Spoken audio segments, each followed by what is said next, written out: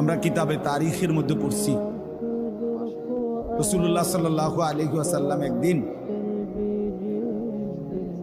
কাবা ঘরের সামনে কাবার চারদিকে তাওয়াফ করতেছিলেন। একজন কাফের হাজরে আসওয়াদের পাশে তরবারি ছুরি কোমরে নিয়ে ছদ্মবেশে দাঁড়িয়েছিল, বারবারই সুযোগ খুঁজতেছিল আল্লাহ নবী সাল্লাল্লাহু আলাইহি ওয়াসাল্লামকে ছুরি দিয়ে আঘাত করবে। নবী সাল্লাল্লাহু আলাইহি ওয়াসাল্লাম তার একদম কাছাকাছি গিয়ে তার বুকে হাত দিয়ে নবীজি সাল্লাল্লাহু আলাইহি সাল্লাম তাকে বললেন, কিছু ভাবতেছ? কোনো কিছু কি ফিকির করতেছ? এই হাত শুধু লাগছে